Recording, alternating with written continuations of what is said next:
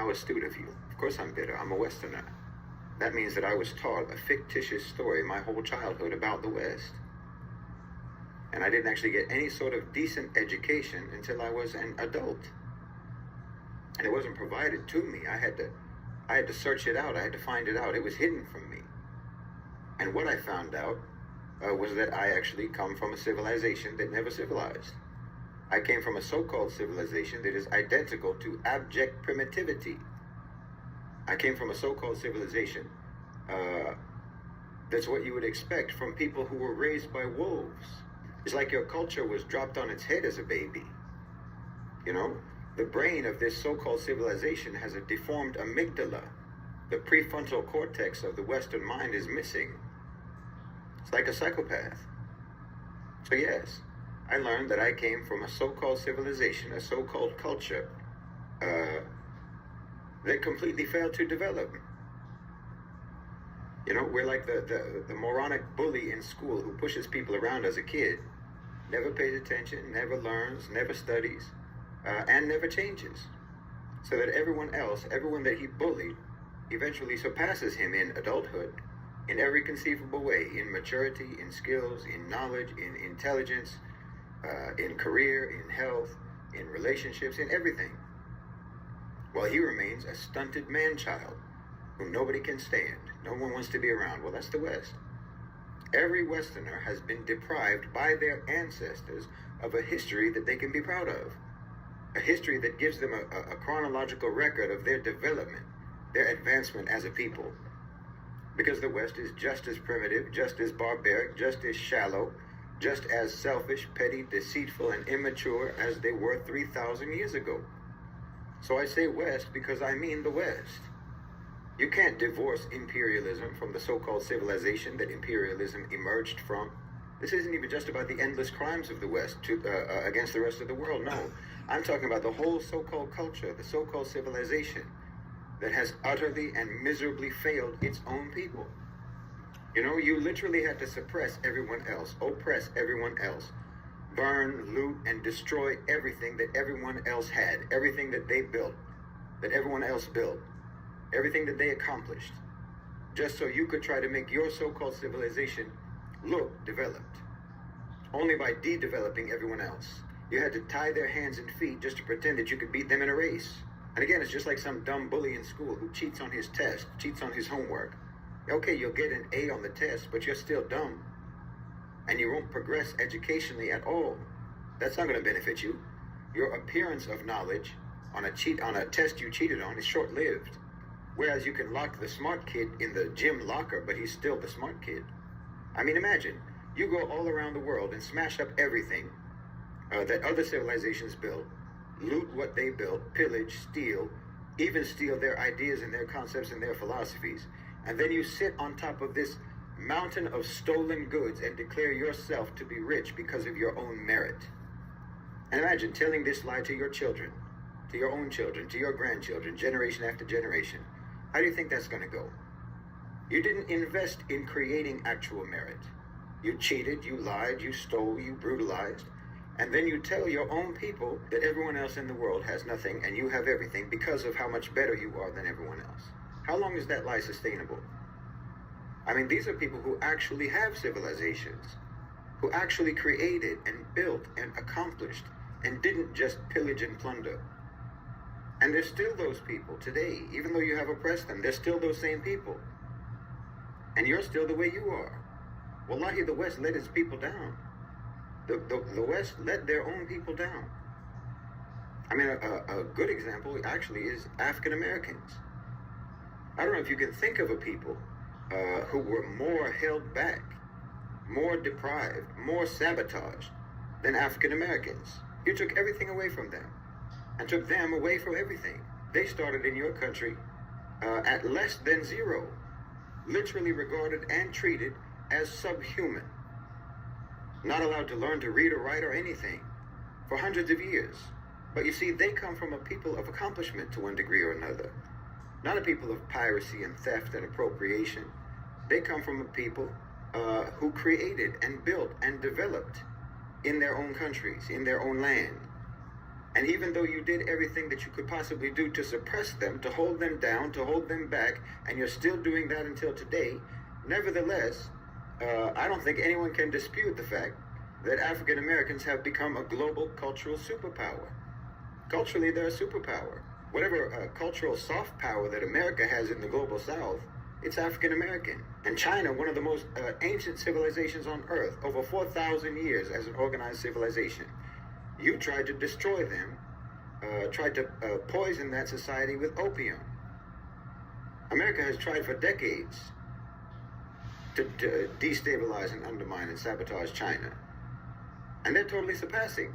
Today, they're surpassing you in everything. Their technology is better than yours. Their relations with the rest of the world are better than yours. Their economy is healthier than yours. Their schools are better than yours. Because they are a people with a history of actual homegrown accomplishment and development. And people like this, with a history like this, with a legacy like this, simply cannot be held back for any length of time by a people who do not have a similar history, people who have never actually invested in their own civilizational development. And that's the West. You're going to get left behind. You're going to get surpassed, and you are going to end up being nothing more than a footnote in history, because the peoples of the world who have genuinely developed civilizations cannot be kept down indefinitely. No one, for example, bounced back from Western imperialism and colonization faster than the Muslims, because our foundations are too strong. Our history is too strong. Our achievements are too many. Our culture is too rich. Our beliefs are too powerful. You could only inflict superficial damage on us. The whole history of Western colonialism in the Muslim world only amounts to a flesh wound. Our empire was never based on being a political entity. Political governance was a byproduct of belief. Our empire was an empire of faith, and that empire remains completely intact today, and it will always be intact. But everything that you call Western civilizational achievement is stolen, from your architecture to your philosophy. You are appropriators, cheaters. Even your Greco-Roman so-called philosophers, who themselves took from the Egyptians, even these foundational thinkers of what you like to call Western philosophy, if it had been left to you, they would have all been left in the dustbin of history, if it weren't for the Muslims. We taught you what they said, and when you learned it according to Muslim interpretation and correction. Their ideas passed through us before they ever reached you. So even your so-called enlightenment, your discovery that reason and rationality are things that exist, well, you didn't discover that. We taught you that. Well, it's kind of funny. This man was giving his ideas and opinions and facts about democracy, or what it is paraded to be democracy here in the United States. We want to police the world, but we can't police our own White House. We can't police our own legislature. We can't police our own courtrooms. And we can't get somebody out of the Treasury that doesn't belong there, or we don't want to. We can't live by the rules of the Constitution or democracy. One man is the puppeteer, pulling the strings for all the puppeteers. And the fact of the matter is, most of the people I'm talking about, are non-Americans by a generation or two. They want you to show them respect, but they don't give no respect. How in the world can somebody get on the nation, and I'm talking about United States nation, I would say stage, and do a Heil Hitler, and nobody say nothing about that? We're being punked, taking our manhood in front of our face because of people that's supposed to be representing us, but they are not. They've been bought and paid for. We comfortable. We go kill other people's leaders, and we let our leaders do whatever they want to do. It's no excuse because you got the FBI, you got the police, you got the CIA, you got the military. There's no one supposed to be able to come in and do whatever they want to do in our government unless you let them do it.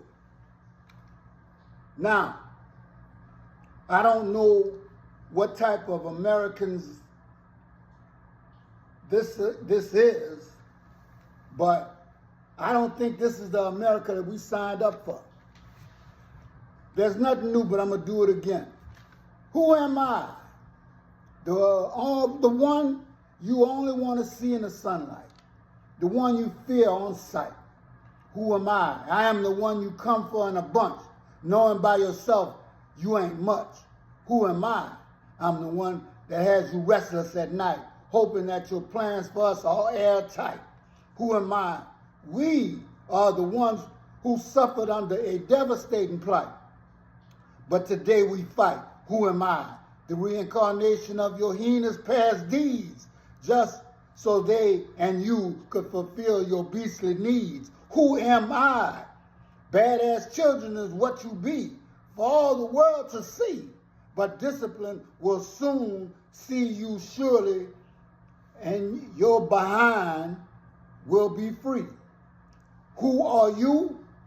Bible thumpers who say the Bible says they're right. So you kill, hang, steal to your demonic delight. Heaven or hell one day is going to be a hell of a fight. You know who I am?